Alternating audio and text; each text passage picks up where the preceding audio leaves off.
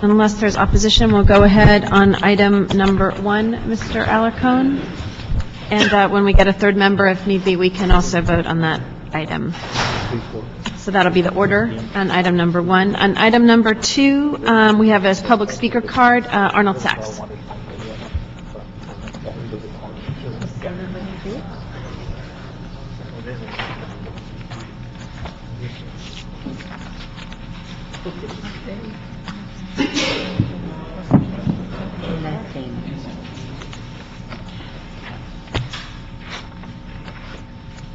Mr. Sachs?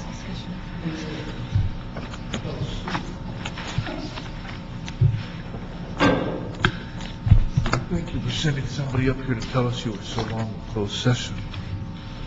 That's a different story. Item number 2. Oh, pipeline. Yeah, I'm just curious, will this be another $500 franchise fee that'll be approved by the city council? Because with the budget constraints, nobody's ever mentioned the fact that they're looking to increase these pipeline franchise fees. Everyone that comes through it pretty much is $500, $500. What's the status on that? They'll be paying $3,856.47 for FY 209 and 10. There's over funds. Yep. Thank you. That closes public comment, and if we're okay, Mr. Rosendahl will also be with us on item number 1 and 2. Next item. Item number 3 is a Growways motion relative to the Department of Transportation Bureau of Street Services reporting on the allocation of Measure R funds to meet the city's current and future transportation needs. I think we want to take 3, 4, 5, and 6 together. Is that correct? Yes. Item 4 is a Weezer-Labange motion relative to funding for the downtown LA streetcar planning and environmental studies. Item 5 is a Parks Grove motion relative to funding for the Green Line extension to LAX for planning studies. And item 6 is a Parks Grove motion relative to funding for the Exposition Light Rail project, land acquisition and safety mitigation around Fauché Middle School. I'm assuming the public speakers would like to speak after the presentation? Or now? All right, we'll go. Either way, we'll go now then. That'll be great. Damian, Newton, Arnold, Sachs are the 2 speakers. Okay. All right. If we could have the staff please come forward. Thank you.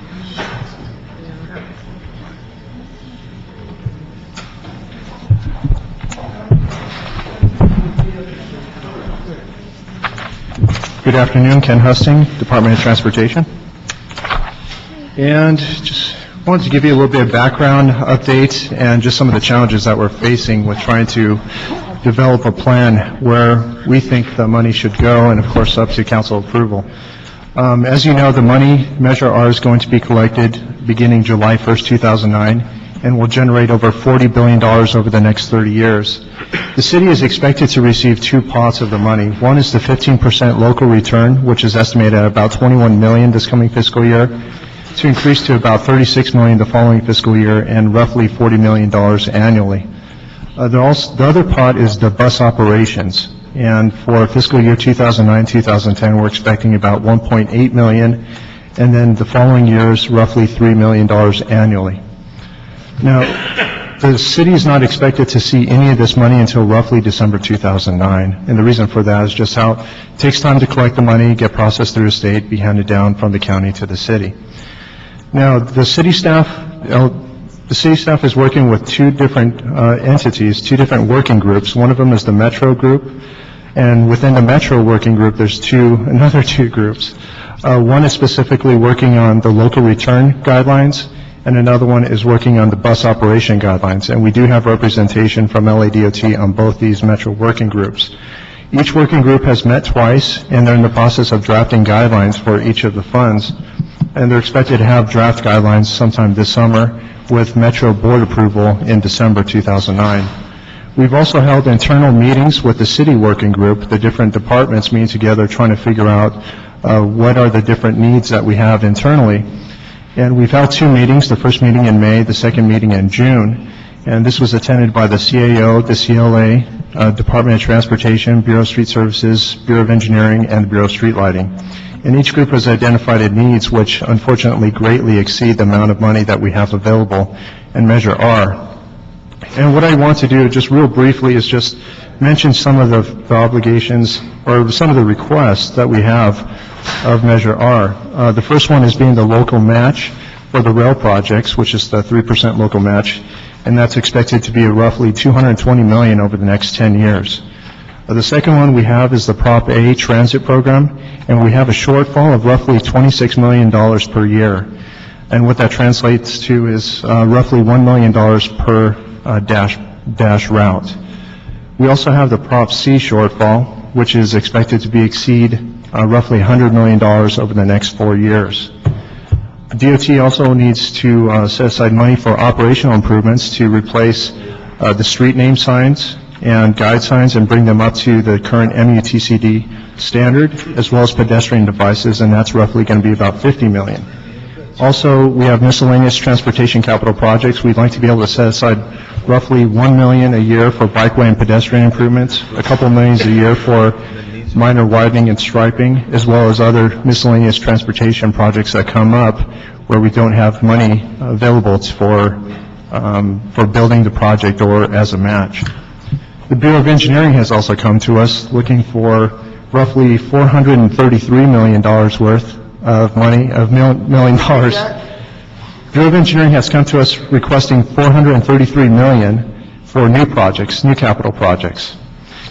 And also for the Capital Improvement Expenditure Plan, our program, and that's roughly $17 million. The bridge program, that's just the street program of the Bureau of Engineering. The bridge program has also requested roughly $12 million per year for 6th Street cash flow, and that's just for 1 year. 6th Street construction cash flow, they need $5 million per year for roughly 4 years. They need $1.5 million for right-of-way acquisition, and the list goes on. The Bureau of Street Lighting is requesting $122 million. Bureau of Street Services wants to bring back their off-grade gutter program, do access ramps, as well as bus lane reconstruction. And each of those are roughly $1 to $5 million per year. So the problem that we're having as a working group is trying to determine where do we think the money, or at least as a staff recommendation, where should the money go. Already we're looking at about $220 million taken off, right off the top, for the rail projects. And then also we have the urgency of money that's being leveraged to help pay for the dash service, to help pay for the capital improvements, which is being used in Prop A and Prop C that are going into the red, that greatly exceed the amount of money that we're going to bring in, as well as we're trying to see if we could provide any additional new projects. Although we believe with Prop C, because the money's being leveraged for new projects, it's fulfilling that requirement, as well as the match for the rail. Also, the other challenge that we have is before we're asked, or at least we're being told, to try to come up with a formula that we could use each year as far as how much money should go to transit, how much should go to Prop A, how much should go to Prop C. Unfortunately, with the rail local match varying year to year, first few years I think it's only a couple million per year that's really needed, then it escalates to $30, $40 million. It's very difficult to set a set percentage. And even Prop C deficit varies from, I think, 10 million maybe next year. I think Mike knows more exact figures. And then it goes up to 40 million and so forth. So we have to look at this annually. And we really need to try to determine what are the priorities. Do we continue to try to leverage the money as we do in Prop A and Prop C, or do we start to look for new projects? But I think what we're trying to operate, at least as a city internal working group, is try to set aside the money for the local rail projects, the 3%, and we want to try to continue leveraging the funds so that we can maximize our grant opportunities, and as well finish the existing capital projects that we've already committed to build through different agreements, whether it's with Metro or whether it is with Caltrans. And also we want to be able to continue to provide high-use transit service. And also, if we're able to move forward, if we have any money, we'd like to move forward with meaningful congestion relief projects and, of course, address any safety, and if we have the opportunity, job creation opportunities.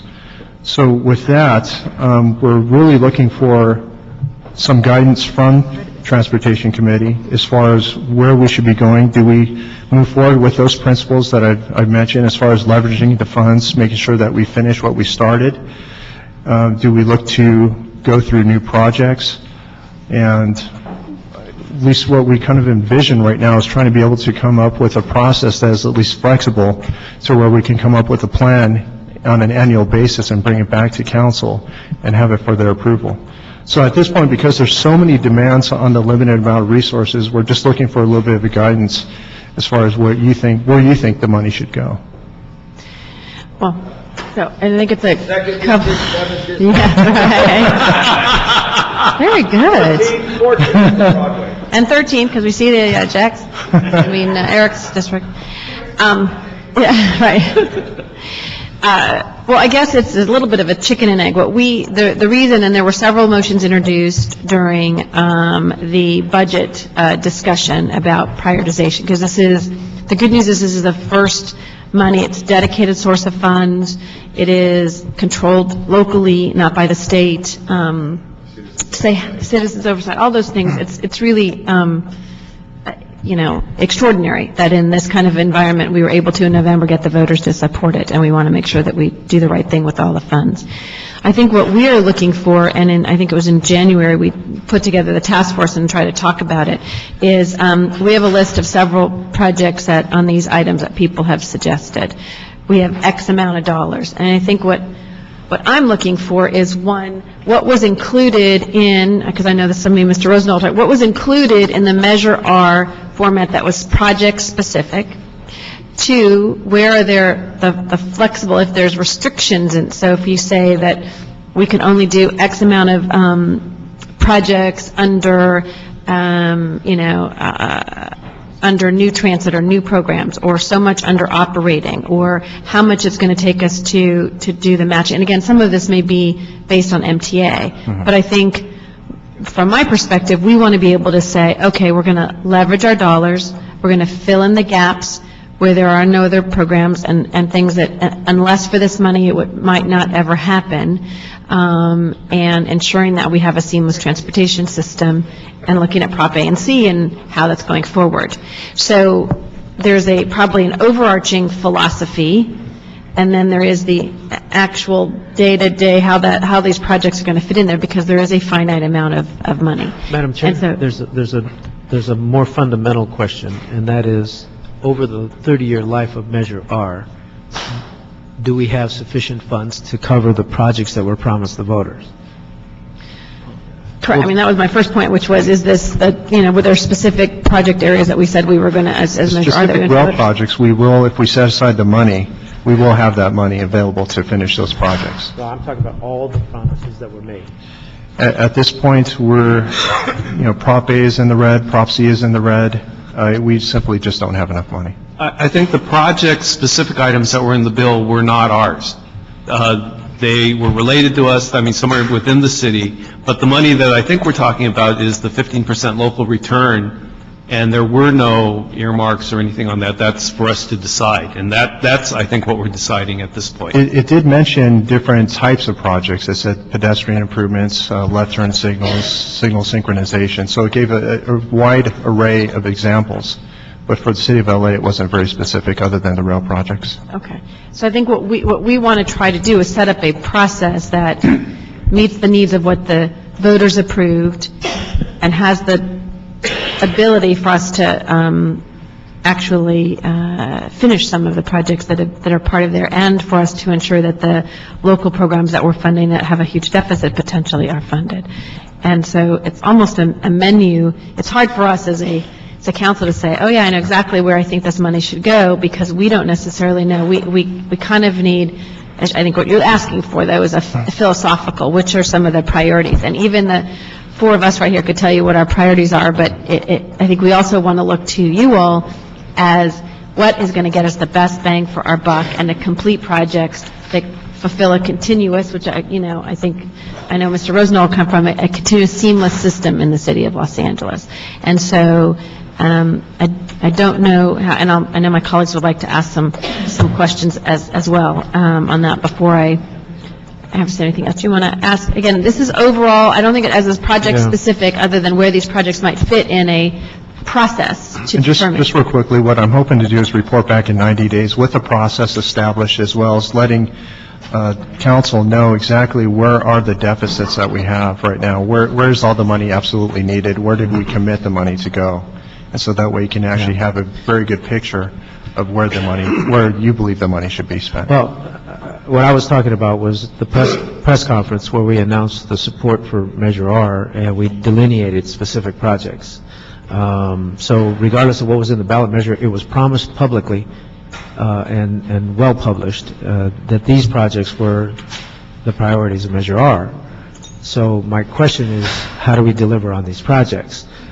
One of the things we have to decide is what is the funding formula for the various aspects of the program. So in the past, we gave 20 cents to bus transit, 20% to rail transit, 35% to highway programs. And I'm wondering, that seems awfully high in this day. Is the 35% necessary moving forward? Relative to the projects that I see on here, I don't see very much highway stuff going on there. In the city, Yeah. Well, as far as the transit and the highway projects, really that's coming out of Prop A and Prop C, and unfortunately, both those funds are running. No, I think he's talking about the projects that were listed in the bill. And most of the project, I believe that there were no highway projects within the city of Los Angeles. They were mostly transit projects. So under Those Prop C projects- funding formula, we included 35% for highway programs, supporting... Prop C funding formula. Sorry, Oh. Prop C.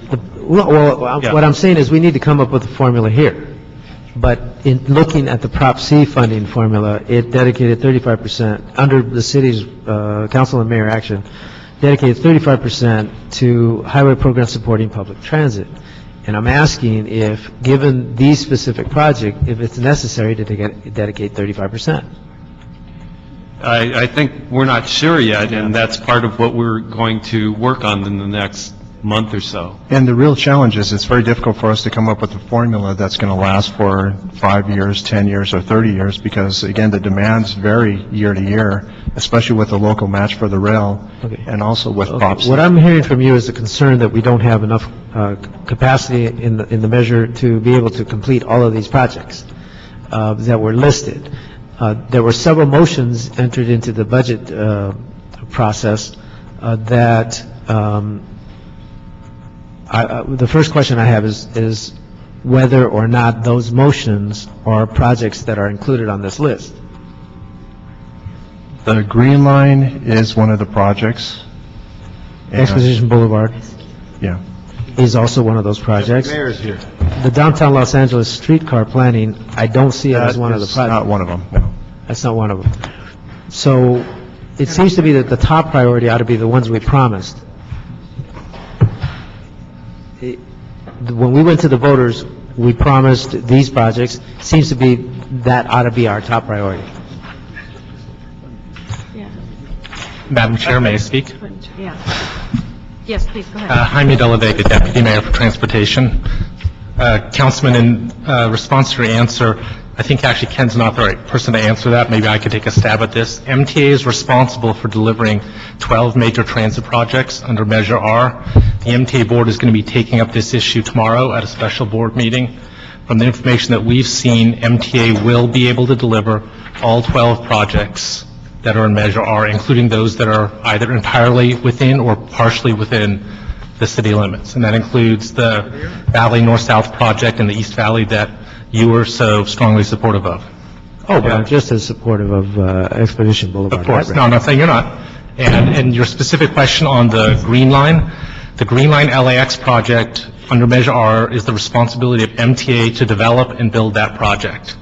So I mean, I guess on your motion, Councilman Rosendahl, I would maybe counsel, we wouldn't want to spend city resources to plan a project that MTA should be spending their portion Measure R on to develop that project.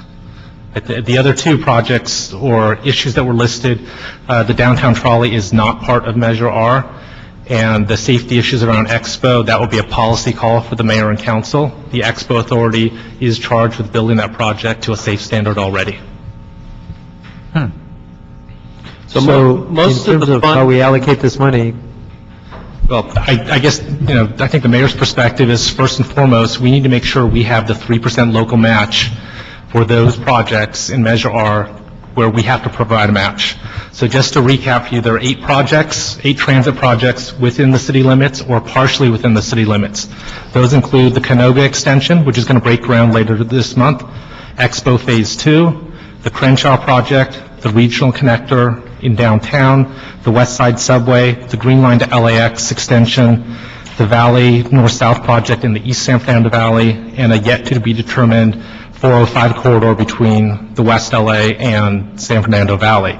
Of those projects, 6 of them require local match. The 2 projects that don't require local match are the regional connector and Expo Phase 2. MTA is already assuming that those would be fully funded through a combination of MTA-controlled federal, state, and local funds. So I think what the mayor and council need to do, not only for the present, but also for future years, is make sure we have enough local match set aside. You've been on this board before, Councilman. You've been on the MTA board, Councilman. I think you all, and so have you, Councilman. You know that the politics of the MTA are such that any excuse to not build a project, another person will try to steal that money. So I think it's incumbent upon the mayor and council to set aside enough money so that we have our local match, so there's no excuse for the MTA board to say, oh, you're not ready to go, City of Los Angeles, let's move the money somewhere else. So I think, in the mayor's opinion, that would be the first priority. That said, our office has done a preliminary analysis. I don't think that we're going to need tens of millions of dollars this fiscal year as match, or probably next fiscal year, but we do need to prepare for the future. So I think there is an opportunity for the mayor and council to program some Measure R money for new projects or programs. I think if you look at the cash flow, and I think you should ask the CLA and CAO to report back with DOT on the actual cash flows, that there's not going to be a consistent cash flow that is growing over time. It's going to be up and down. And what that is going to suggest to you is you probably don't want to overcommit in the area of operations, because you would start service potentially, which would be good service, and then 3 or 4 years later, there wouldn't be enough cash to sustain that service. So you might want to consider looking at and directing the departments to focus on one-time expenditures, especially on the capital side. I think also when you've heard reports previously on the Prop A and C budget, especially on the Prop C budget on the capital program, we're at risk as a city of losing federal and MTA money if we don't complete those projects. So to the extent that those projects have a gap, you may want to consider allocating some of the Measure R money to make sure that we deliver those projects in a timely fashion and don't lose that money. Is that part of what the task force is going to come back to us with? Yes. Okay. Yeah, I see everyone out in the outside. Because I think that a lot of that knowledge is not necessarily something that all of us would have, even if you're on the MTA board back and forth, but goes back to the overall philosophy, which is make sure we do what the voters voted for, we accomplish that, and 2, we leverage our dollars. And that, I think, as you're saying, we don't spend money that the MTA should be spending on a project, that we fill in the gaps and ensure that we don't 5 years from now come to where we are, which is on Prop A and C with our DASH system, which is in a deficit because of that kind of spending things without looking at the 5 to 10 year projections on that. So, yes, Mr. Rosenthal? If I could enlarge on it, I think the mayor is sensible in what he's suggesting could be done with MTA. The Green Line, which was put in at the last minute in the actual law, was done by State Senator Jenny Arpaza, who clearly said, if you don't put it in, I'm going to kill a Measure R in the Appropriations Committee. And it was amazing to see how all the political forces then lined up to support the Green Line.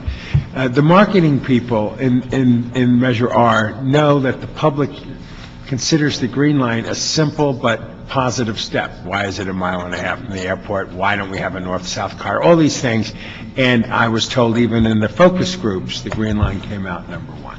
So here's my hope. The modernization of LAX is happening as we sit here. Billions of dollars are being spent. The timing of the architecture and the planning is MTA, DOT, LAWA, all in the same wavelength in the planning of it. I don't want this to end up in 2023. I want this to be as the voters are perceiving it to be one of the first projects that actually happens. And we're not asking for a lot. We're just asking to put the stub into the airport at this point and focus it going north and focus it going south. Now, Jenny Arpaza has even gone a step further on the MTA board, through others voted there, to actually allocate money to look at it from the Galleria going up to the airport, which is great. Anything that we can do to get the Green Line going, from my point of view, would create the north-south relief corridor. That my district, as you know, in the heart of it is the city of Santa Monica, and I have 200,000 car trips coming into my district every morning to go to Santa Monica. All my streets are clogged, north, south, east, west, this, that, and the other. And so the relief is palatable with my folks if they think there's going to be some progress. The Expo line is also a part that would mean a lot to us, and of course even the subway to the sea. But I'm afraid the time frame on that might mean I might be with a walker at that point. Or be in the sea.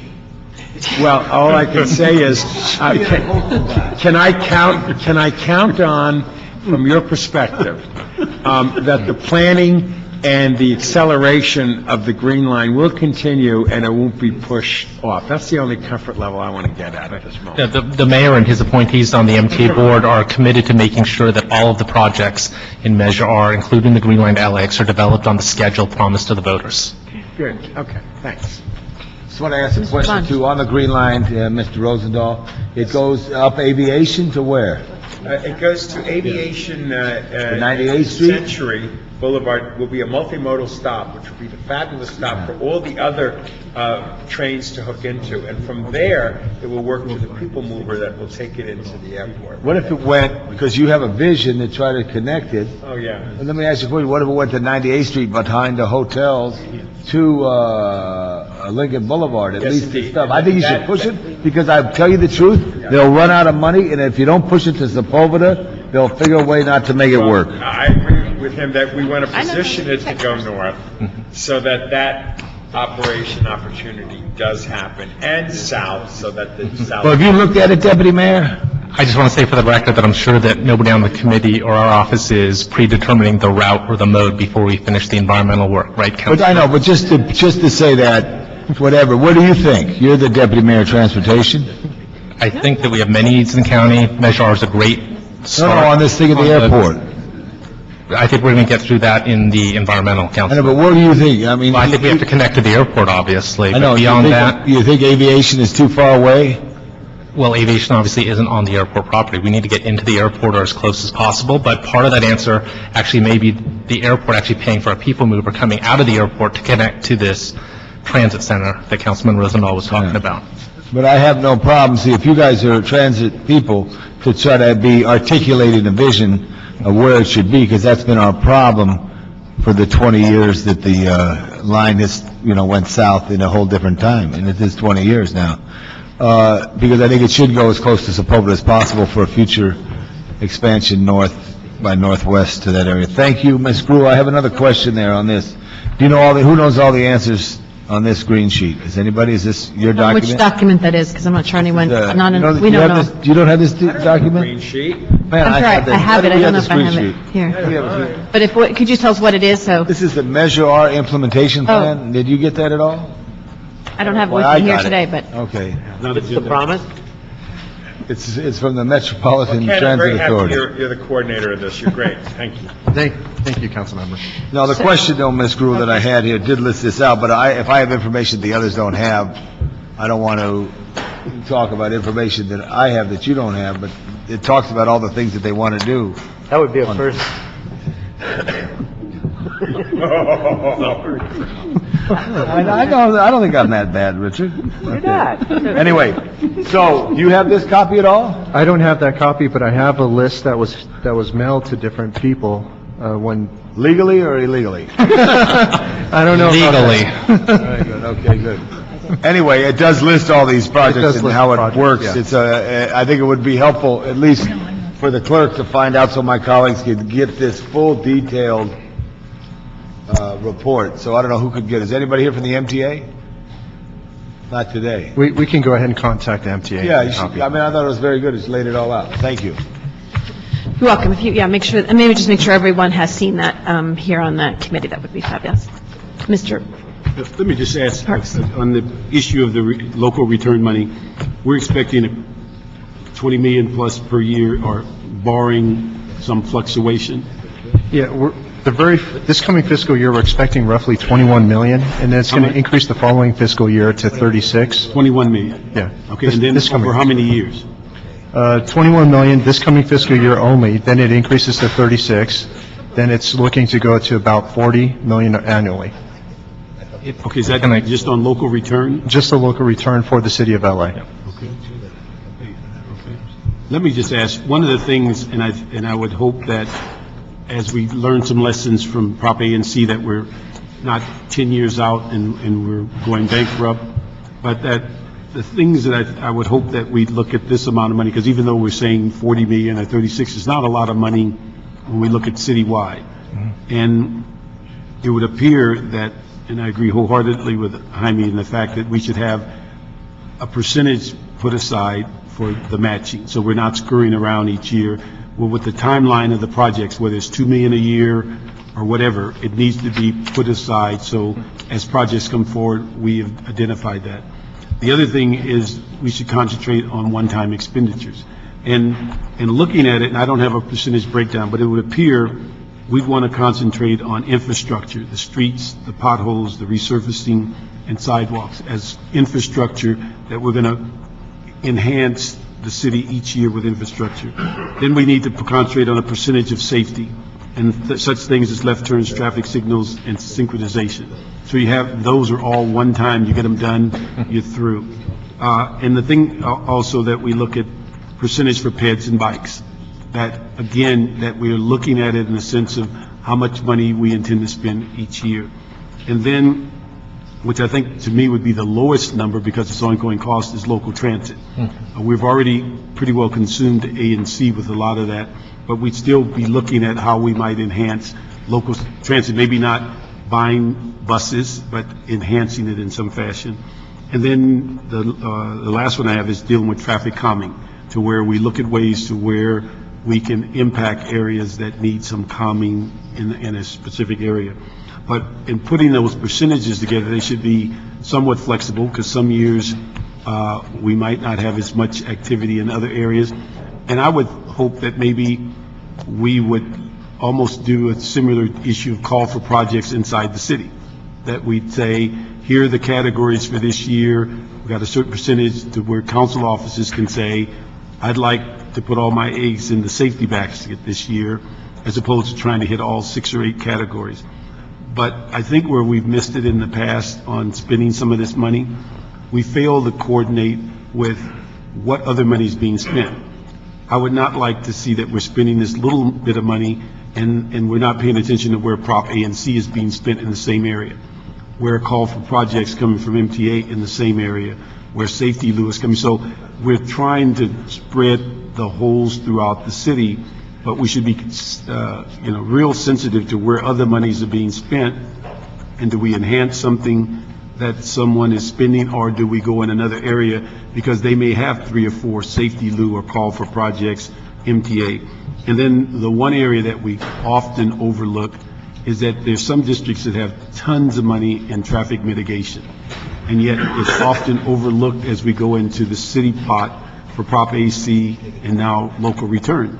So when you lay that issue all out on the table, we need to know what sources are coming from where, and then what's the best use of this small allocation of money. And that's what I'd hope, that when you put your formula together, we'd have some general criteria, but we can't ignore all these other sources as it relates to this coming through, so we're not overcompensating in an area that may have 5 or 6 sources of projects going, and other areas where they're not. So that's kind of the thing that I would hope that we look at, and not take on year-to-year projects, but one-time projects where we can spend it. And the other issue, as we're dealing with funding, what we don't want to do, I would think, is where we just got a presentation at one of our stimulus meetings, where we found, we're all very excited about getting $2 million into sidewalk repair, and everybody was doing high fives. But when you get the analysis, you find out 1.2 million are salaries and 800,000 is contract. Well, when it all boils down, that's less than 50,000 per district. And so when you start looking at that, whether we spend this money differently with hiring halls and things like that, because if we're hiring people with it, then the money disappears even more quickly. And so I would hope we'd use it in that fashion to where we look at the most product on the street as our primary goal, as opposed to it becomes one of those cap projects to where we go crazy with charging each other for money and we get less and less on the street. So that's... Yes. Yeah, just one other point in response to Councilman Parks' points. The council mayor may want to consider also establishing a reserve line item in the 10 to 15% range out of this fund. The reason being, for those of you who've been around a couple of years, every time we call for projects, things come up. We have a delay due to right-of-way acquisition. We don't have enough staff because of a hiring freeze. There's a delay in getting the consultant contract. And as a result, sometimes those projects grow in cost over time due to inflation. And historically, I think the city has not done a good job in setting aside enough reserve on a project-by-project basis. So that's something else for you to consider as a matter of policy. And we've already talked to DOT about considering that. Okay. We're going to hear public comment, then we'll come back to you all. So I'll ask you all to vacate. Call the following people up: Anna Kubas, Damian Newton, Dorothy Lay, and Arnold Sachs.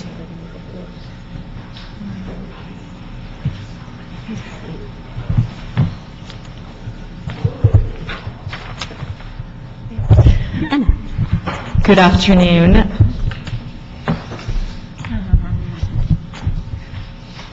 My name is Ana Cubas. I'm Chief of Staff to Councilmember Jose Huizar. We've submitted a letter for the record, which I would like to read.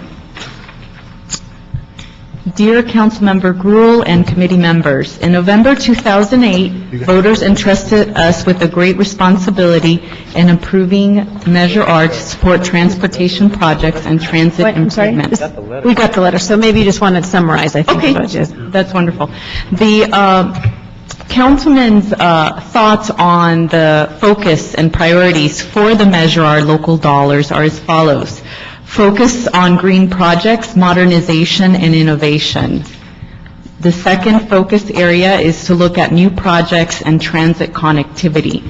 The Measure R ballot included a number of projects which we are committed to building and to which Jaime de la Vega alluded to. The councilman believes that the city's main focus for the use of local return dollars should be to get new transportation projects which would otherwise not get funded, and think about expanding the capacity of existing modes. While it's true that there are challenges with the local propositions A and C, and while we should use some of the local return dollars to assist with those deficits, we must be mindful that the voters' intent in approving Measure R was to also advance new and improved forms of public transportation. The third priority is with regards to fiscal responsibility, and the main point behind that is that the councilman would like to see the staff carefully and strategically develop how much of the annual local return dollars will be used for the local return match. Fourth, establish a fair, transparent, and equitable process. The councilman would like the committee to pursue a process similar to what MTA does, which is the Metro Call for Projects. A key component of this process will be to develop the criteria by which projects will be evaluated, and that determines who submits project applications and how, including having an appeals process. On an immediate basis, as this process develops, the councilman would like to urge the committee to consider expanding the current Measure R working group or task force to include staff from City Council and other major departments within our city family, such as the City Planning Department. In conclusion, Councilman Huizar believes that the city has a historic opportunity to develop new ideas, new projects, and new ways of moving people in our city. He looks forward to working with you as his colleagues on the City Council and as his role as director on the MTA board. Thank you very much. Thank you. Damien? Good afternoon. My name is Damian Newton. I live in the 5th District.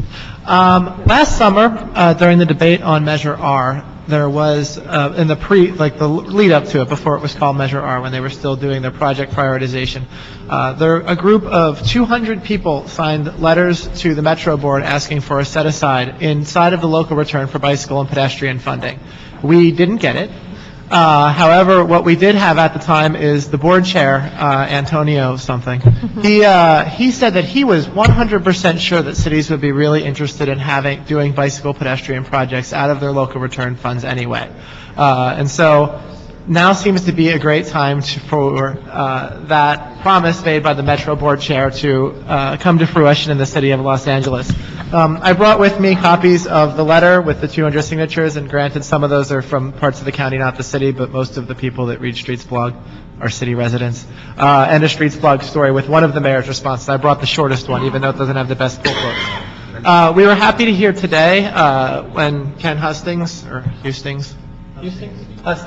said that they were looking, the DOT wanted to do a set-aside for bicycle pedestrian projects. That was great to hear. I was happy to hear Councilman Parks echo that. But particularly, instead of saying we want to set aside a dollar amount every year, we'd be happier to see set aside a percentage, because as the amount of money comes in for Measure R over the years increases, hopefully, we'd like to see the money for bicycle pedestrian set aside go up. And the second sort of quicker suggestion would be to actually, if you're going to do a set aside, to break apart bicycle and pedestrian, because everyone's a pedestrian at some point right now, and building facilities for pedestrians is very important, and something that, as someone who works with LA Walks, I think is very important. But we also, we've seen over and over again evidence that the bike community is growing, and their needs are different than pedestrian needs. So to make sure that the Measure R funds are using everyone, I'd say break it apart. And I'll hand these out. Good, right on. When I leave. Dorothy? I also wanted to say, I'm from LA Bicycle Coalition. I wanted to say that it's refreshing to hear that. I heard that they're looking at setting aside $1 million a year for bicycle and pedestrian projects, and I'm going to be echoing a lot what Damien said, but I think that the Transportation Committee members should direct the DOT and Bureau of Street Services to set aside 5% each for bike and ped. So 5% for bike and 5% for ped. The reason is because we know, or what we heard was that at the first year it's going to be 12 million, then it's going to be 36, estimate, then 40. That the percentage should increase as the money increases. Also, the fact that bicyclists and pedestrians, although related, very related, they have different needs. Why do we want this set aside? With respect to bikes, the bicycle plan is going to be released, and there's going to be a lot more projects that we're going to see, a lot more need. Also, bicycle and pedestrian projects are really necessary. They're not extra. They are part of infrastructure, and they are helping people be safer around the city. And it's a matter of creating this green and healthy Los Angeles that we want for the future. And we want need for now and the future. Thank you. Arnold Sachs? Yeah, sure. Let's see. Duplicative spending on projects. Boy, where have I heard that before? I've been a main proponent about my concerns regarding the funding coming into transportation for Measure R, Measure 1P, the Prop 1P, the stimulus funding, and how it will be spent. One of the ways you might look at controlling cost is naming of projects, duplicative naming of projects. And my pet peeve, the Expo line. All the time it was in Metro. All the time it was brought up prior to them receiving funding when it was the Aqua line.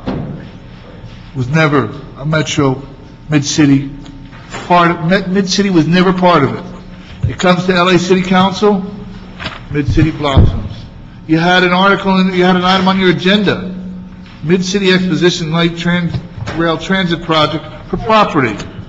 It's a sale of property. On your agenda today, funding for Exposition Light Rail Project land acquisition. Which is it? Maybe you could start there, because that's a leak. The Green Line, Councilman Rosenthal, didn't you present like $100,000 for a transit-oriented village study for the Green Line a couple of months ago in this committee?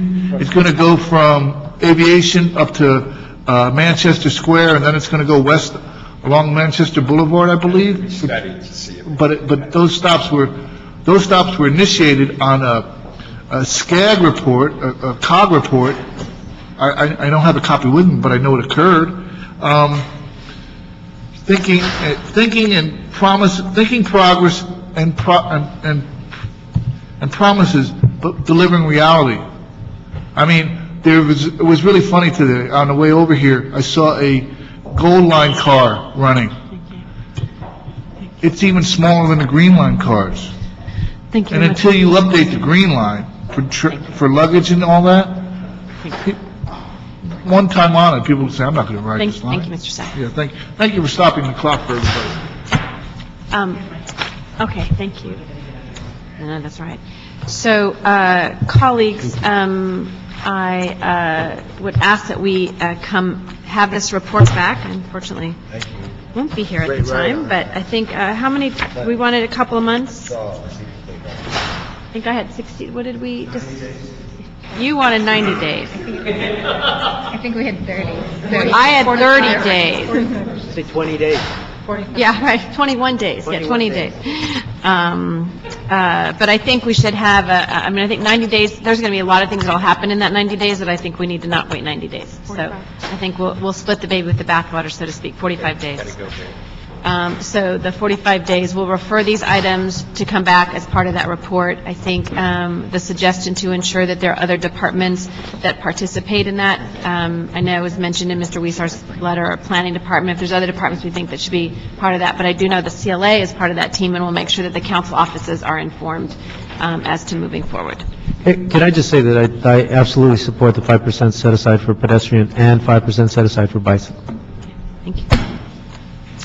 All right, and with that, we will go on to item number 7. Thank you. Item number 7 is the CAO report relative to the contract amendment with Ilium Associates for advertising and marketing services. Angela Berman, CAO. The CAO report recommends approval of the department's request to enter into a first contract amendment with Ilium for transit advertising and marketing services. This amendment will be the 4th year of the contract, and consistent with the original bid provided in the RFP process, there will be no cost increases to the services provided in the 4th year above the cost of the services in the 3rd year. The report also includes a recommendation to begin a new RFP process and also for DOT to review the contract scope of work once layoff lists are established to ensure that, to the extent possible, any work that a city employee facing layoff can perform, that those duties be transitioned to the city employee. In this particular case, though, due to the specialized nature of the marketing services and the intermittent nature of the particular as-needed contract, it is unlikely that city employees will be able to assume this contract's work. However, as the city moves towards layoffs, it's important that departments review all of their contracts and start looking at opportunities to transition work to city employees. This contract amendment is funded by Prop A, and funding has been provided in the 910 adopted Prop A budget for this purpose. And we do have a couple of public comment cards on it, but it does say in your report that it's recommended that to the extent possible, the firm begin to transfer knowledge and duties. I think on the knowledge and so forth, there I know with other contracts that we have, particularly some of the ITA contracts I've become familiar with, even with the controller's office, there is a contractual requirement that they do that. Is that part of the contract that's going to be going to Ilium? Yeah. To transfer knowledge? That's typically standard language in a contract. If it's included in the Ilium contract, I'm not sure at this point. Okay, and so this is just for a year period of time, correct? Yeah, this is excuse me, Jim Lefman with the Department of Transportation. This is a 4th-year extension of the contract. We went out to an RFP and received proposals for 5 years, but we decided to go to a 3+1+1. So this is the 4th year of a potential 5-year contract. It's an as-needed contract, so we utilize their services when needed for various marketing activities. In terms of cost, they did not propose a cost increase for the fourth and fifth year, so we will be using the third-year rates for the fourth and fifth year. And Ilium is a MBE, WBE Right. firm. And they've been with us since 1991? They've been doing this for a long time. We've basically found that there are very few firms out there that have the type of transit expertise that are really valuable here, because without having that expertise, you tend to go through a lot of different strategies until you find the one that really works. With Ilium, they really know what works best, and we can really save a lot of money by doing the right thing the first time. Colleagues, before we go to public comment, any questions? Public comment on this item? It was just a little confusing. On one part of the report, it looked as though we're going to be going forward with an RFP before we consider the fifth year. But then when we get to the financial impact, it looks like we're going to go forward with the fifth year. I'm just trying to get an idea. Are we going to do an RFP before the fifth year option? The department's intention was to go for a fourth year and then consider a fifth year at the end of the fourth year. The CAO added that language about considering going out to an RFP as soon as possible, so I'll let the CAO respond to that. Right, and the fiscal impact statement really should just be talking about the fourth year of the contract, because at this point we are just recommending the fourth year. However, we can come back in the next year, and if the RFP is not ready yet, then we can extend the contract for a fifth year. One of the things, and I'd like to make sure that if we're going to go out for RFP, that we're not waiting till June and extending it month to month, that we start early enough, if we make that decision, that we go to RFP, or from reading the material at least, and I don't know where the other operational issues, but at least from the ridership, I don't know if what role they played in increasing it, but we've had a significant jump since they've been on board. I don't know how much we attribute that to them or the growth of the city and all the other things. I think they're an important part of an overall package, yeah. Now, and I would assume we'd have some significant growth in revenue. Yes. In the same period. That's correct. Now, are they the ones that are responsible for our, we call it the advertising, or is that a different? That's a separate contract. Separate contract. So they basically are primarily selling people on the idea to ride our bus system. Selling people, providing information to the public on how to use public transit. Okay. And then, are they headquartered in L.A., this company? They are headquartered in Bellevue, Washington. They have staff that are based here locally, that also help to run the transit store. But I mean, their local facility is in the city? They have a local facility in the city, yes, staff that are based locally in the city. Okay. Now, do we know are they primarily, what size group of employees that they have in the city?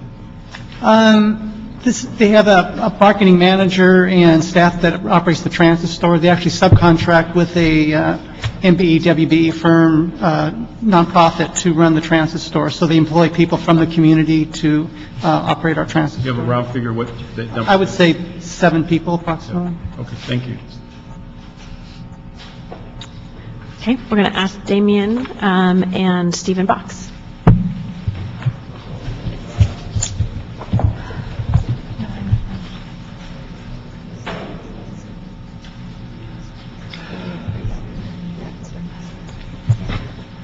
I may not say anything, depending what he says. You can go. Okay, Stephen, then you get to go first. Stephen Box, I live in Hollywood. I'm a cyclist. I also use mass transit. A little over 2 years ago, I was at City Council to protest one of the contracts we have with Ilium, considering it redundant. That contract has still not been executed, or I should say delivered on, and it's over the 2-year term of that particular contract. Buried in the contract that you hold is specifications to promote the bicycle licensing program. I think it's worth digging into this contract because it's kind of a catch-all bundle of stuff, and it's a loaded dough. And you got to ask yourself, for $5 million plus now an extension of, I don't know, another 1 or 2, what are we actually getting? Especially in light of the fact that the people that actually use the transit and the people that are actually involved in communications in the city of LA might have some insight as to how we can be more effective, and perhaps for even less money. we're repeating the old gestalt of communication in this particular case without even asking ourselves what's happened in the last few years. So while the rest of the world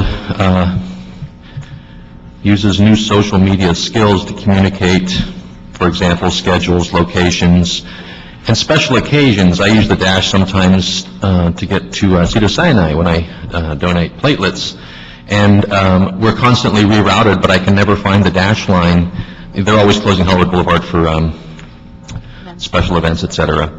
So we're not even looking at or reevaluating is the communication tactic of the old days working in these new days. And so are those cardboard signs working? And that's essentially what we're talking about sometimes, some old communication mechanisms and methods of selling fares, communicating schedules, and promoting the transit. So I'd ask you to reconsider this one big time. Thank you.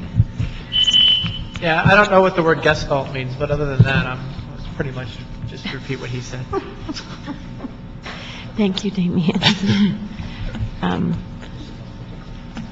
And I think at a good point, and look to the department to ensure that the Ilium is using the newest, I think we do want to not just kind of continue contracts because we've done them that way, and that we need to look at new ways of communication, as well as we will look in this next year as to whether or not the city can assume these responsibilities. We have been cutting edge with Ilium, and we'll be rolling out in a couple of months an exciting new program where people will be able to use their laptop or cell phone to be able to check to see when the next bus is arriving, what, the routing of the dash buses, various messages, if there's a reroute that needs to be taking place, that can be provided real time. So there are a number of programs that we've already implemented and some new programs that we'll be implementing that will be along the lines that was discussed earlier.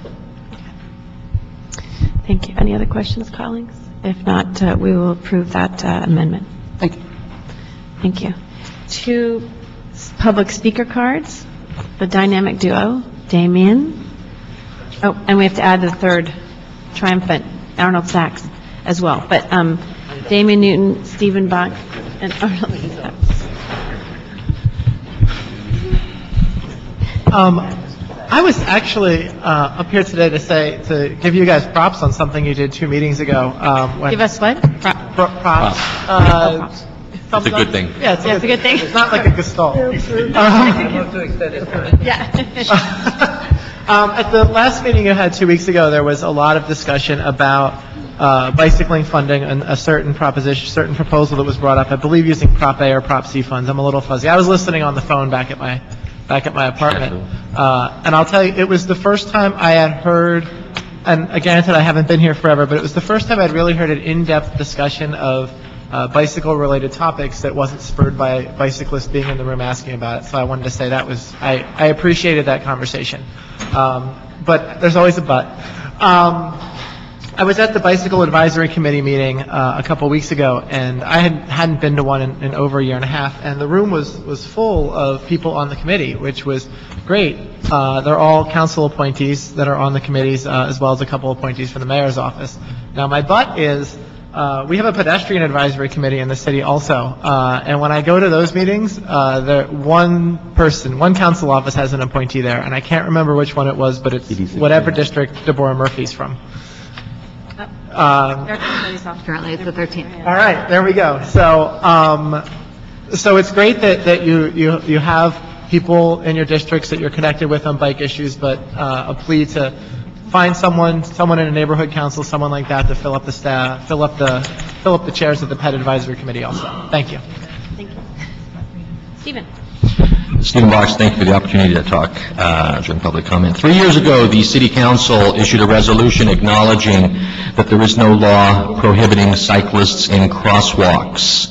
This issue was never resolved, although it was acknowledged that there was a need to resolve it, especially in light of the fact that the City of Los Angeles was now engineering and/or developing and/or operating bikeway facilities that took cyclists into crosswalks. 2 months ago, the City Council directed the LAPD to report back to the City Council on LAPD training on rules and regulations for cyclists. They reported back, but they did not address training for the LAPD on rules and regulations for cyclists. They sidestepped it. A week ago, a cyclist was killed by a DWP contractor in the crosswalk, as she wrote in the crosswalk. The LAPD released its preliminary report with that particular cyclist at fault for riding the wrong way in a crosswalk, and then explained to me further, and this is the SKID, Special Something Investigative Department. So a few people, the public information officer and the SKID investigator, explained that the cyclists must dismount and that there's such a thing as the wrong way in a crosswalk. All of which goes to say that if the city council, the DOT, the CLA, and others 3 years ago acknowledged that there's no such prohibition, and that the state is actually grappling with this, how is it we're still disconnected? So I again call on you to issue a standard for those that operate vehicles, whether on payroll or as contractors, that they undergo some training with regards to pedestrian and cyclist safety. This is especially important as the Expo line is developed, because in front of Fauché, we have a one-way street, then the Expo line, then another one-way street, and a bike lane, which will be then a wrong-way bike lane. So if we don't get clear on the distinction between a bike path, bike lane, and a bike route, and the appropriate way that people would conduct themselves in those facilities, I assure you, we're engineering wrong in the Expo line, we're unclear on how to administer these, and we're disconnected. Thank you. Thank you. Thank you. And Claire, that reminds me, the planning department bicycle plan. Next week we have it, special meeting? at 8 Okay. a.m. on the 17th. Okay, so Stephen and Damien, just next week on Wednesday, 8 o'clock a.m. bicycle plan. Good morning. Yes. No. Well, not here. The room is room 1050. Housing meets here at next Wednesday at 10:10. Okay, 10:50, sorry. Thank you. Sorry, Mr. Sachs. Not 10:50 a.m., that's the room. Yes. Just, I meant to mention this when you were discussing the Prop I, carving up that pizza, that Richard Katz in a meeting, a transit meeting, coalition meeting, before last MTA board meeting, mentioned that with the downturn in the economy, the Measure R funding, the $40 billion they're looking at is down to $32 billion over the length of Measure R. So whatever spending is already in the pot, $8 billion. Although the two previous speakers may have applauded you, I really was upset when I heard part of the Orange Line discussion and how the negotiations went with MTA, and then it came to the point, or it's come out now, that the city didn't realize what property was being sold, that the abstract nature of the contract led to this situation that exists now, where there's city property and a right-of-way, and a right-of-way, there's a differential between who is in charge of it. That's unacceptable, actually, that you should be in a contract negotiation for such a high-priced transit system, and then the city comes out losing because they weren't sure who or what property was being negotiated for. It's really unacceptable, and it should be looked into, because there's other projects that are going to go on in the city, and there's other things that are going to occur, same kind of situation. There was a Crenshaw project mentioned, there's another project mentioned. This kind of stuff is unaccountable, unexcusable. And finally, in the call for projects, I know this isn't a Measure R project, but it is the LADOT project or some project or somewhere. What's the status on the wheelchair-only bus lane? That seems to have disappeared off of everybody's radar. Thank you very much. Any other items? If not, no other public comment. This meeting is adjourned. Thank you. And just note on the last item that there was only 3 of us present. The other 2 had left.